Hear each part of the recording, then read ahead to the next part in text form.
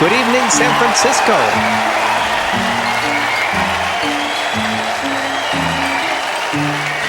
Wow, it's great to be home. Because have I got a case for you. As always, listen closely, like a profiler, and you, too, might spot this tiniest clue that solved this most perplexing and heartbreaking case. Alexia Russo, age 33, grew up in Anaheim, California, in the shadow of Disneyland, a place that always brought her a brief respite and moment of joy in a world filled with so much grief. When she was a young child, her father died of a heart attack, and the park acted like a happy balm for Alexia and her younger sister, Veronica.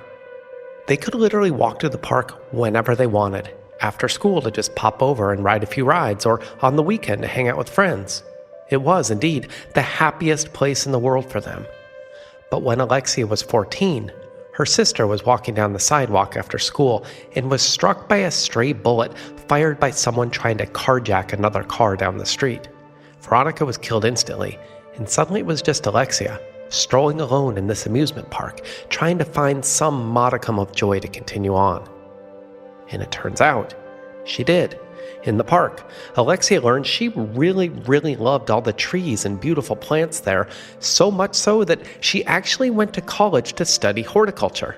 She thought she'd work at a national park or something, but a few days shy of graduation from UC Davis, she pulled up the Disney jobs portal, saw they were hiring, applied, and was hired. It was her dream job.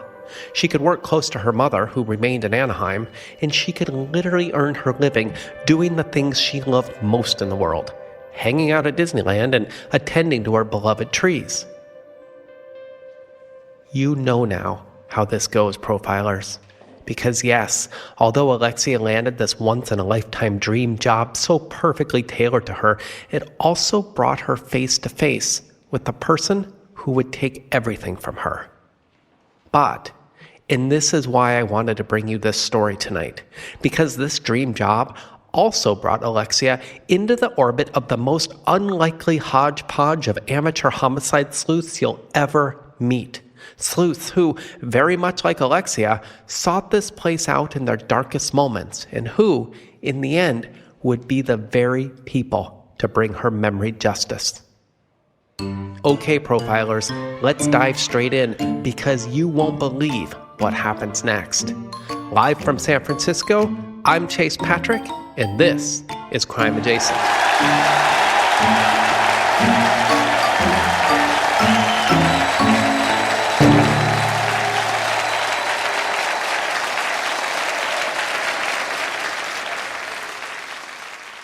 On a warm September day in 2018, Ted Rodman left his small apartment 1 block from Disneyland and trudged toward the happiest place on earth, looking like a man slogging to a funeral.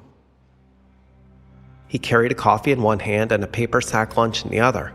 Around him, families rushed through the gates in matching shirts and mouse ears, kids shrieking and pointing towards rides and castles and lollipops. Ted barely noticed any of it. He shuffled through security. He drifted under the train bridge. He wandered slowly down Main Street amidst the music and laughter and the smell of sugar and popcorn and baked apples drifting all around him. Finally, he reached the central plaza in front of the Cinderella Castle. He found an empty bench. He set down his coffee. He set down his lunch. He took one look at the glittering castle, and he began to cry. Like violent, shaking, full-body racking sobs. People streamed around him in every direction, while Ted sat hunched over on the bench, crying so hard he could barely breathe. Then he heard a voice. "When did you lose them?" And Ted looked up. A woman sat on the bench beside him, late 50s, a little younger than him, long flowing gray hair, kind eyes, her own coffee. Ted later told 60 Minutes, which covered this case last year, that he thought he misunderstood her. The woman scooted closer. She repeated, "When did you lose them?" Her name was Vivian Van Domselaar, and Ted just stared at her like, "How did you know?" Because 9 months earlier, his wife, Alice, his daughter, Amanda, and his granddaughter, Ari, had all been killed by a drunken driver outside Bend, Oregon. Since then, Ted had been drifting through the days in a sort of a fog. He sold the family home. He couldn't stand to be there any longer. He retired, closed his law practice. He settled lawsuits with the drunken driver in the bar. He cashed in all his insurance checks. And then he moved to Anaheim to be here, on this bench, because Disneyland felt somehow like the only place he had left. When Ted's daughter was younger, they all spent summers in Southern California. Disneyland had been her favorite place in the world. Ted still remembered carrying his daughter on his shoulders beneath the very castle he was now gazing at through tears. He told 60 Minutes that he hoped, somehow, that being here, with so many memories and so much happiness, that this might stop him from doing something he had been thinking more and more about doing. So on the bench that September morning, Ted wiped his eyes and laughed awkwardly. He said, "You probably think I'm insane." Vivian shook her head. She pointed toward an extraordinarily dapper black man with a neat beard and window-pane navy blazer sitting alone on a bench nearby. "That's Walt," she said.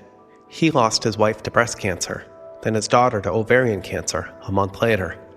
Walt, a retired business investor, lifted his own coffee and said, "Welcome." Vivian pointed toward another bench. "That's Georgia. Her husband and sons were killed during a bank robbery." Georgia gave Ted a sad, knowing smile and said, "I'm not even the original member. That was Jonathan, but he died a few years ago." Ted blinked. He said, "Member?" And Vivian explained that Ted was far from alone, far from crazy. Over the years, every one of them had arrived at Disneyland carrying their own stories of unbearable grief and this crazy dream to retire here, hoping, just like Ted, to stave off all these dark thoughts. And just like Ted, every single one of them had broken down on these very same benches in front of the castle. They called themselves the group, and they visited the park nearly every day. Sometimes they talked, sometimes they rode rides. Most days they simply sat together on the Central Plaza benches in silence, listening to the music and watching families pass by. Somewhere along the way, they became a family. Not a replacement family, but a new one. I won't nerd out too much here, but hey, you know me now by this point. People have studied the psychology of Disneyland and Disney adults specifically of why people are called to this place that is ostensibly built for children. It's amazing. Maybe these people have these really nostalgic memories of better days and want to relive that. Maybe they didn't really have happy childhoods and hope to have some sort of second, better childhood. Escapism, entrapment by a multinational corporation pulling money via nostalgic manipulation with sights and scents and sounds, or just, perhaps, joy. One member, Barbara Jones, said adults need joy too. In her 60 Minutes interview, Barbara waved a hand as if swatting away something. "Whatever," she said. "I just love this fucking place and didn't want to be anywhere else, not after what happened. Sue me, because this is how I'm spending the rest of my days." So after that first morning, in September 2018, Ted becomes a regular in this group. And he soon learns that they all form these wonderful friendships with all the Disney workers, cast members, who they got to know over the years. Like Marcus Abernathy, who ran the churro cart for 2 years before he was accepted into medical school. Or David Cole, who ran the turkey leg and dill pickle cart nearby. David relied on Walt's business acumen to create a plan for his dream business, a leftorium store for left-handed folks. Yes, very much like Ned Flanders from The Simpsons. David was still working out the details with Walt, he sheepishly admitted. Or Jessica Puteas, who worked at the Plaza Inn restaurant and loved to go take her breaks on the benches and listen to Vivian and her tales of her vet practice back in Wisconsin. And then, one morning in the spring of 2019, Ted was lost in his memories on his bench when the entire group suddenly erupted into applause around him. Ted looked up, and there's this woman in gardening gloves striding toward them, carrying ropes, clipping tools, and coils of equipment slung over her shoulder like some kind of Disney movie cartoon badass. And her grin, it was bright and infectious. Ted was stunned. "There she is," Barbara shouted, "our tree queen." The woman laughed and curtsied dramatically before hugging each member of the group one by one. This was Alexia Russo, And she was there to check out her babies, the pink trumpet trees that grew in the central plaza. Technically, they're called pink tababuya, I hope I got that right, and they lost all their green leaves each spring and then bloomed into these miraculous pink clouds of cotton candy leaves. You can see them online for yourself. This was the group's favorite time of year, not because of the trees, but because Alexia came more and more into their orbit. And it was Alexia's favorite time as well. She loved the group, adored them. Because unlike a lot of people, she really understood why they came each day. After the death of her father and her sister, she just got it. Alexia's mother, Beatrice, told 60 Minutes, "I think Alexia knew what the group was going through, knew what they needed, a place to escape to, just for a little while." And so over the years, the group and Alexia became close friends. Alexia kept them company, sometimes even went out to lunch with them or gave them walking lectures and lessons on plants and horticulture. And in return, like older people with no qualms at all, the group absolutely poked their noses into her love life, wanted to know everything about it, how she was doing. One of them knew about her one-time fling with David Cole, the turkey leg cart operator with a dream of opening that store for left-handed people. They knew she had an on-again, off-again, longer relationship with Kyle Chartling, one of the sommeliers at the fancy Napa Rose restaurant in one of the hotels. They knew she had an even longer relationship with Samuel Ernst, Sam, a ride Imagineer in charge of paint tones. One time, and the group smiled mischievously about this when they told 60 Minutes, Alexia told them all to meet her at midnight, after the park was closed, and she got them all into the haunted mansion, and they just rode around and around for an hour. Each member of the group demanded they take a trip with her on the ride so they could all have a picture of them and Alexia together at the end with these ghosts that appear in the mirrors. In the 60 Minutes episode, Ted showed his photo. He's beaming, Alexia's beaming, and there's this short, fat ghost between them, also beaming. Ted had to take a few seconds before continuing this interview with 60 Minutes, which you can find online. Finally, he said, "That night was probably the only time I forgot. I feel bad for even saying it, but it was magical. She was magical." No one wanted to say it. It was as if they didn't dare. But for many of the group, Alexia had become almost an adopted daughter. This didn't come out until the 60 Minutes interview. Apparently they had all been thinking it along the way, but just never actually said it until later. Which is why this next part was just this horrible dagger. Because on Friday, March 20th, 2021, all that grief and sadness the group had tried to leave behind, it all happened all over again. That was the night someone murdered Alexia Russo. Here's what happened. On Saturday morning, March 21st, 2021, Alexia was discovered in her townhouse, the same complex behind the Disneyland hotel that Ted lived in, actually. She had failed to report for work that Saturday morning, and this was incredibly out of character. She was supposed to clock in at 8 a.m., but she never showed. 9 a.m., 10, 11, same thing. Finally, at noon, her co-workers, Susan Earps and Jim Parkland, they walk over to the townhouse, which is only 20 minutes away, an easy walk. They knock on the door. No answer. They knock again. No answer. Susan peeks in the windows. She can't really see much. Jim doesn't know what to make of this, and they're about to leave when a neighbor in the next unit, Sarah Lynn Thompson, hears the knocks and the calls and comes over. And Sarah Lynn says, "Is this about the screaming last night?" Jim immediately called the police. He also called Alexia's mom, Beatrice, who arrived even before the police. It was, in fact, her, Beatrice, who used her key, unlocked the door, and turned back around, her face frozen in a mask of shock and horror.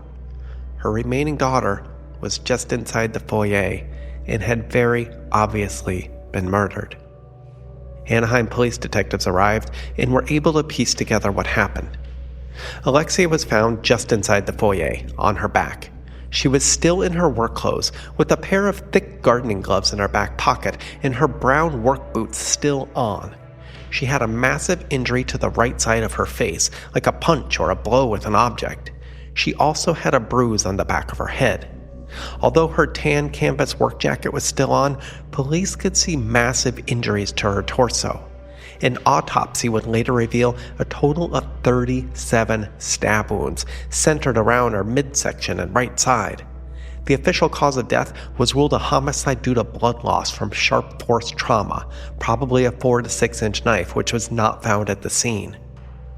Lead detective Christine Garbarella said these injuries and how she was dressed gave them an idea not just of what happened, but the general time frame as well, which was later backed up by video evidence. The working theory is that Alexia walked home from work as usual, made it to her townhouse on Pepperwood Street, and was then surprised by someone waiting for her, probably just after she opened the front door. Alexia screamed, which is what the neighbor heard, and was then punched and pushed into the house, where she fell on the back of her head and was then stabbed to death, clearly by someone with an impossible rage against her. 37 stab wounds, 15 in the heart. Who does that? This was a sudden, frantic, rage-fueled attack, and Detective Garbarella knew immediately from just looking at the scene that this was an amateur killer who would have made a million mistakes, leaving behind all kinds of evidence. But the more she probed, the less she actually found. No prints, no DNA, no video evidence at all, which is a very strange part of this story because practically everything except the murder was caught on video that day. With little evidence to go on from the scene, Detective Garbarella backtracked into victimology, she told 60 Minutes. This was another difficult part of the case because everyone loved Alexia. She had no risk factors like illicit drug use and all the danger that can come from dipping into illicit economies. Solid job, good friends, supportive mother. So of course, as you know, detectives turned quickly to love interests, the likeliest suspects in the murders of girls and women by an obscene factor. Detective Garbarella told 60 Minutes her attention turned to an on-again, off-again boyfriend, Carl Charling, the sommelier from the fancy Napa Rose restaurant. Why on again, off again? What was the tension? This piqued her interest. Plus, she learned that Alexia and Kyle had a date the prior night, Friday, the night Alexia was killed at home. This date was supposed to happen at 9 p.m. after Alexia finished her shift that day. But Kyle told Detective Garbarella that Alexia never actually showed up to the dinner date, which was at the Napa Rose restaurant. Kyle had pulled some strings to get them a table, and he said he waited and she never came. And so he tried to text and call and eventually just gave up and left about 10 p.m. Kyle told police that it was strange, but he also figured there had to be a good reason. Alexia wasn't a flake, and so Kyle just eventually went home to his apartment in nearby Santa Ana, thinking he would hear from her the next day. Detective Garbarella said she didn't buy this story, nor the reason they were on again, off again. Alexia said she would never leave Disneyland, ever. It was her place. Her mother was there, the group. Kyle wanted to move north to Napa, to wine country. He wanted to work in a fancy Michelin-starred restaurant, not some theme park hotel. This was a source of constant tension and the main reason for their on-again, off-again relationship. But in the end, they liked each other. Kyle wouldn't leave. He ultimately decided he'd stay if Alexia was there and said he wanted to tell her that on their date that night. It was sweet, sure, but Detective Garbarella checked it out, ran through his alibi with a fine-tooth comb, and it turns out he was telling the truth. Kyle was at the restaurant all night. People saw him. He checked into their table at 9 p.m. for the date. He stayed for an hour. Police were able to track his car en route from the restaurant to the parking lot and saw him leave on video at 10 p.m., just as he said. So, after ruling out Kyle, police didn't really have much else. Like I said, everyone loved Alexia. You're listening to this podcast, so I know you've got a curious mind. Here's a helpful fact you might not know yet. Drivers who switch and save with Progressive save over $900 on average. Pop over to Progressive.com, answer some questions, and you'll get a quick quote with discounts that are easy to come by. In fact, 99% of their auto customers earn at least one discount. Visit Progressive.com and see if you can enjoy a little cash back. Progressive Casualty Insurance Company and Affiliates. National average 12-month savings of $946 by new customers surveyed who saved with Progressive between June 2024 and May 2025. Potential savings will vary. So Detective Garbarella began to really reconstruct her day, hoping to figure out how she ran into her killer and where. This is the interesting thing about this case. Practically every single moment of her public day was captured on camera, just not her final moments. Disneyland employs literally thousands of cameras all over the place with an unknown number of employees monitoring them, and even a squad of undercover security people. I've seen them myself while visiting. So this is Alexia's final day. At 8:30 a.m. on that Friday, Alexia is on video leaving her townhouse development's main gate. From 8:34 a.m. to 8:40 a.m., she's on video walking through the Disneyland hotel grounds. At 8:45 a.m., she's seen strolling down the downtown Disney area and then making her way to an employee entrance at 8:52 a.m. Inside, where there's no videos, she gets dressed for the day, gets her tools, gets her game plan, and is seen popping out of an employee tunnel into Adventureland area of the park at about 9:40 a.m. She wanders around, inspecting plants, gently prunes some bushes with some hand clippers. She's seen standing in front of the Jungle Cruise ride with Jim and Susan, her co-workers. Both of them said they were just talking about what trees needed trimming and where. Usually this is at night after the park closes. They were just talking about how everything looked nice and in good shape, pretty normal stuff, routine. At 10:45 a.m., Alexia can be seen on video leaving Adventureland. This is when she makes her way to the Central Plaza, to her babies, the pink tababuya trees. This place is also covered in a mesh of cameras, and Alexia can be seen talking to the group, which has gathered around her by this point to listen and watch as she inspected the trees and made sure they all had water. Apparently, she told Vivian about her plans with Kyle, and the pair can be seen smiling and hugging. Vivian liked Kyle and vouched for him. In fact, at this same time, around noon, Alexia can be seen talking to Kyle, who had stopped by before his own shift that day to confirm their date. He brought her a rose. Vivian clasped her hands in joy and nudged Barbara. Again, this is all on video. Alexia waved hello to Jessica and David, her fellow cast members. It was all just so achingly normal and routine and somehow haunting. Her final moments, she looked so happy, especially with the rose. At 12:30 p.m., Alexia says goodbye to the group for a final time, heading off to Frontierland, waving. Alexia put in a shift that day. She was seen all over the park, inspecting everything, setting up plans for which trees and bushes needed extra care. Normal stuff. Nothing stood out as problematic, and police could see practically minute by minute everything she did, including her walk home. At 6:05 p.m., Alexia left the employee entrance. She walked through downtown Disney. She made it to the hotel grounds at 6:22 p.m. She left the hotel grounds at 6:31 p.m. She crossed South Walnut Street, and at precisely 6:33 p.m., a parking lot camera caught her entering the townhouse complex on Pepperwood Street. And that was it. That was the last time she was seen on film. It was as if she disappeared off the face of this all-encompassing digital dragnet into nothingness. The townhouse cameras were not working in that area. Some places had Ring or Nest cameras, but Alexia's place did not, and she wasn't captured on film actually getting home. Police think her murder happened shortly after this drop-off in surveillance at 6:33 p.m. for a few key reasons. One, the scream. Her neighbor, Sarah Lynn, reported hearing a series of loud screams at about 6:30 p.m. She can't exactly be sure, but around them, ballpark. She thought maybe it was kids, but they were loud enough to notice. It stood out. And two, the clothes.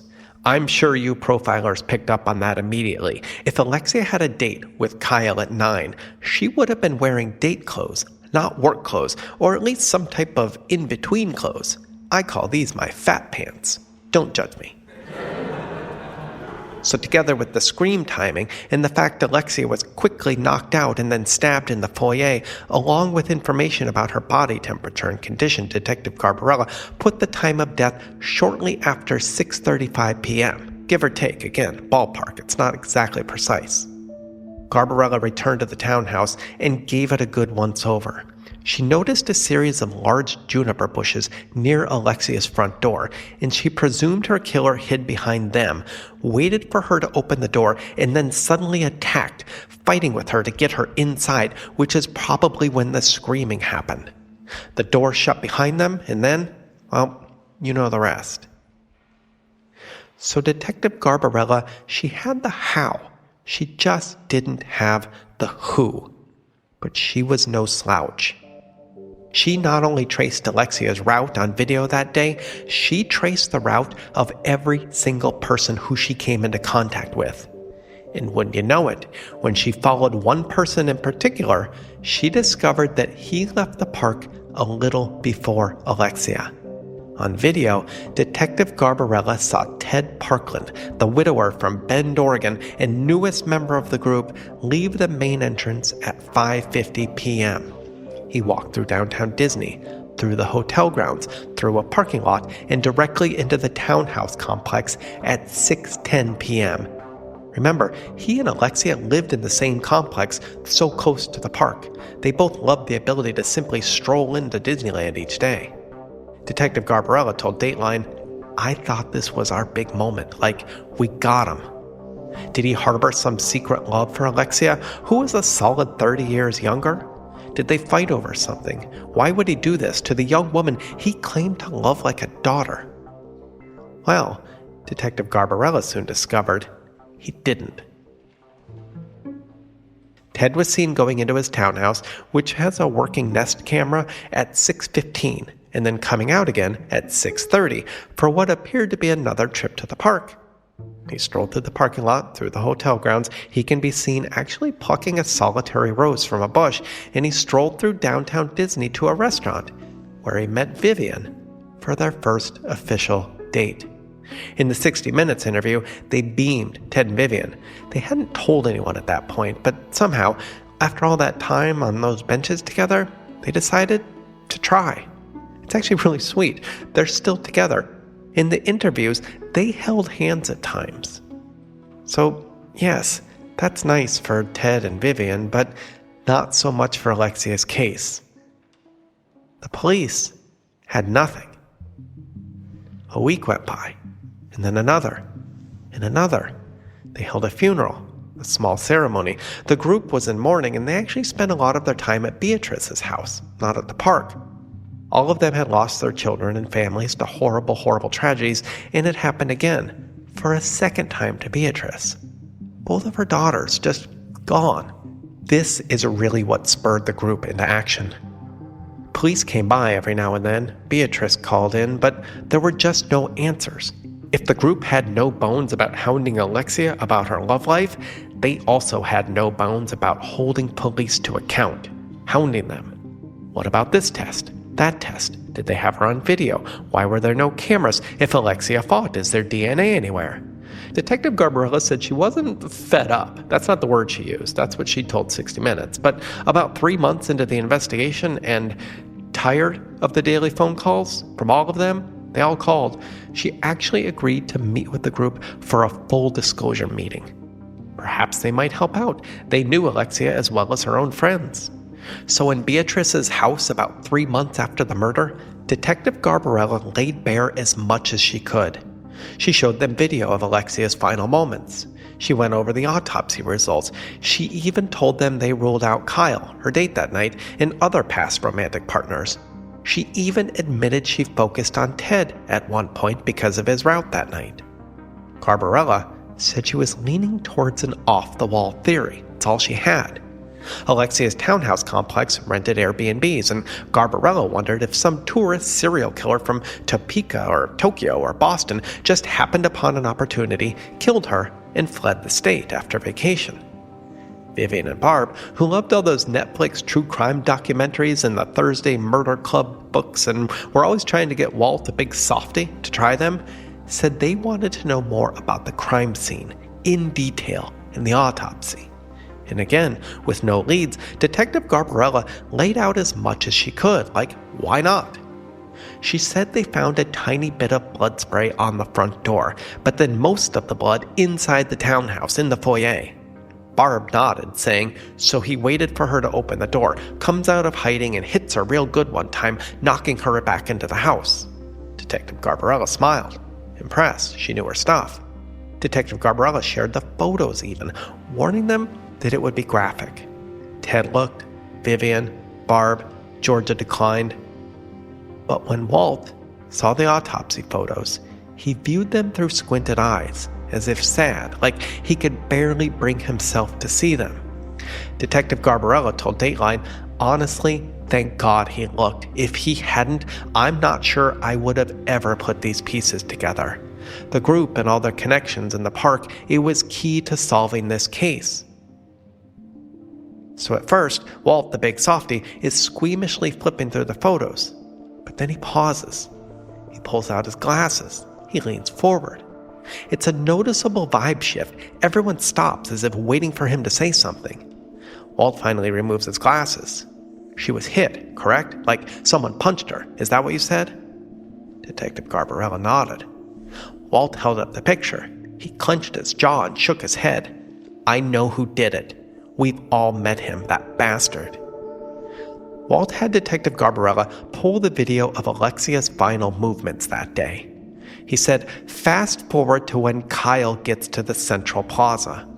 And sure enough, at 12:15 p.m., Walt's suspect can be seen on video quietly watching Alexia. He could even be seen taking a photo of Alexia, secretly, as if no one would notice. He could even be seen watching as Alexia and Kyle met up to discuss their plans for their date. When Kyle handed over the flower, Walt's suspect could be seen turning away to attend to a customer. Was he in a huff? It was hard to tell. But it gets more interesting, because at 6 p.m., Walt's guy can be seen leaving the employee exit, but instead of heading south toward his home in Anaheim, he was seen going north, through downtown Disney, through the hotel, through the parking lot, and crossing South Walnut Street into the townhouse complex at about 6:20 p.m. This is when he, too, dropped off video surveillance. But his route would, surely, put him en route to Alexia's apartment with plenty of time to find a hiding spot and wait. And it turns out, that's exactly what David Cole, the turkey and dill pickle vendor, did. Apparently, police only spoke with David briefly at the park while he was on duty and attending to visitors and their needs for turkey legs and pickles. They were fellow employees. Alexia was friends with lots of employees. David was just one of many. But what police didn't know, what David certainly didn't tell them, although he did let it slip once while working with Walt on his business plans for the left-handed store, was that he and Alexia had gone on a coffee date once. He told Walt it didn't work out. He liked her, but not as a girlfriend, which Walt remembered was incredibly strange because he knew Alexia was way, way out of his league. Like, David should thank his lucky stars she even agreed to coffee with him one time. Walt told 60 Minutes he felt horrible for not saying anything earlier, but he just presumed police talked to all old flings, and it just never registered to him that David was any more than a fellow employee anyway. It was one dud coffee date, and they seemed friendly, like employee friends, nothing more. Oh, but yes, there was more. Lots more. So after what Walt found in the autopsy photo, police took another look at David. They traced his route, they looked through all his socials, and found something odd.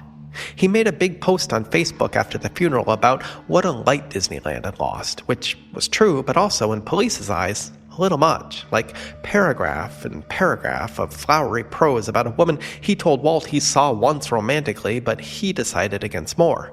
Weird, right? Detective Garbarella thought so. She called David into the station saying she needed him to look at some photos to help out with a break in the case. She handed him a photo, and David took it. She handed him another photo, and David took it. She asked him to write his name on the photos to attest that he'd seen them. These were literally just photos of the park and the trees, places where they wanted to confirm Alexia was that day. Honestly, Detective Garbarella could have handed him baseball cards or clothing receipts, it didn't matter. She needed to see what hand he used, what hand he wrote with. And sure enough, Walt was correct. Detective Garbarella said, "Left-handed, I see." And David smiled as if he was about to launch into his pitch for the leftorium. But then he stopped. What energy he had suddenly left his body altogether, and he sort of shrunk in his chair. Detective Garbarella asked him where he was on the night of the murder.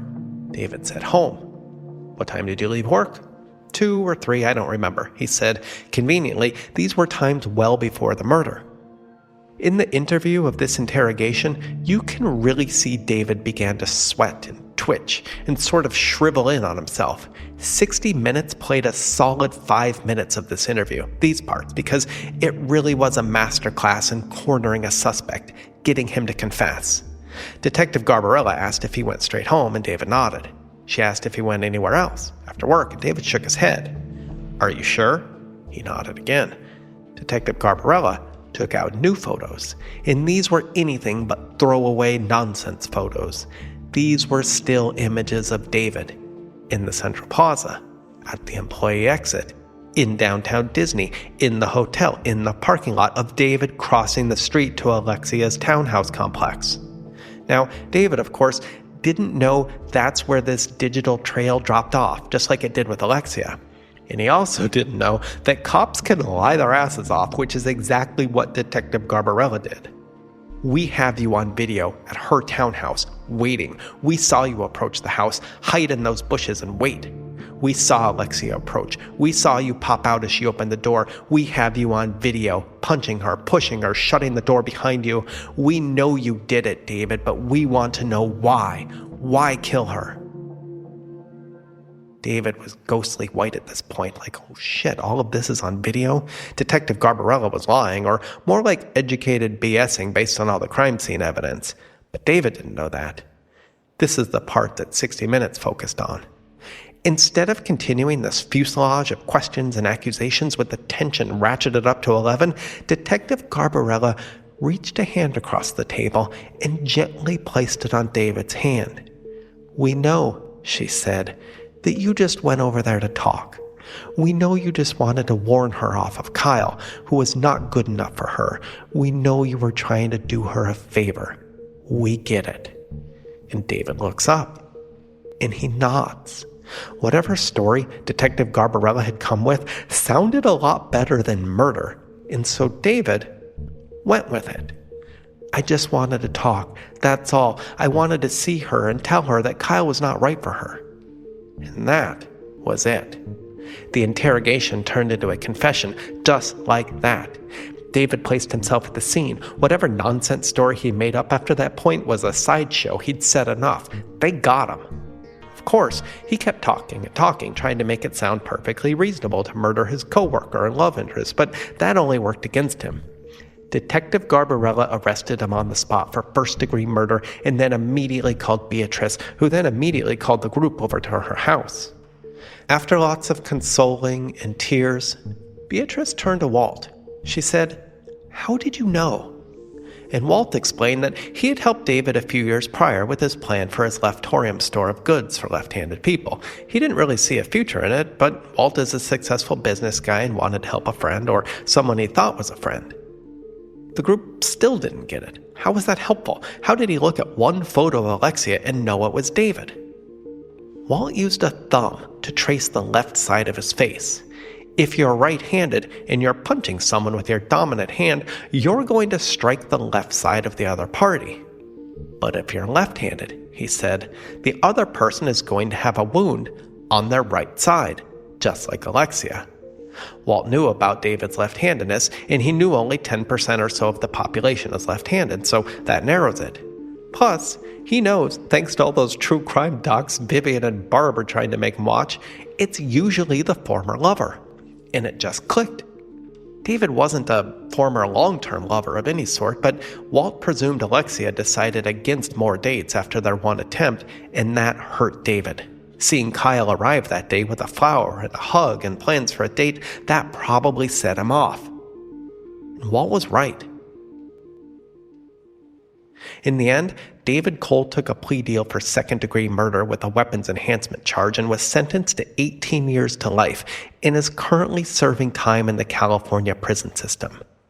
As for the group, their job was not over. They may have helped solve this case, but they had one more thing to do. A few months before the sentencing of David, the group met at 7 a.m. at the gates of Disneyland for the rope drop of early visitors, which the group never does. Getting there by 9 is early for them. They walked down Main Street together, into the plaza together. They were giddy and nervous. As people streamed to rides and attractions, the group was visibly excited, nervous, as energized as everyone around them. They sat at their usual benches in the central plaza, took a few looks around, and they waited and waited. And then here comes Jessica Puteas from the Plaza Inn restaurant. She walks quickly past the group, hands Ted something, and then disappears into the crowd with a wink. Ted quickly hopped the small plaza fence, and he reached up to the pink trumpet tree, found a young shoot, and with the quickest of slices, he used the knife Jessica slipped him. They don't let weapons into Disneyland, to slice off this shoot. He handed it to Vivian, who passed it to Barbara, who wrapped it in a wet paper towel she was concealing in a Ziploc bag. This had all the choreography of a spy movie. And just like that, they were done. They walked over to Ted's house together, chattering and excited, eager to get started. And over the next 2 months, they met once a week at Ted's place. Walt found plant hormones Alexia had told him about one day. Georgia bought a pot. And then, once the cutting had established itself, once they were sure it would not die, they all met up one last time. Not at the park or Ted's place, but at a small house just a few blocks away, where 2 girls once grew up in the shadow of the park. A place where one of these girls found a job, and if, only for a little while, some magical respite from so much grief. They knocked on the door and presented their gift to Beatrice Russo. It was a 20-inch sapling of a pink trumpet tree in a cherry blue ceramic pot that said, simply, Alexia's.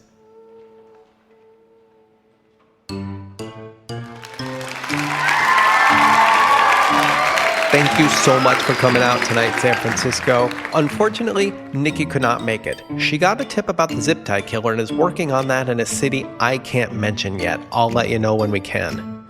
But I will be in the merch line all night. And next week, we will see you in Los Angeles with another case you simply will not believe. Until next time, Profilers, I'm Chase Patrick, and this is Crime Adjacent.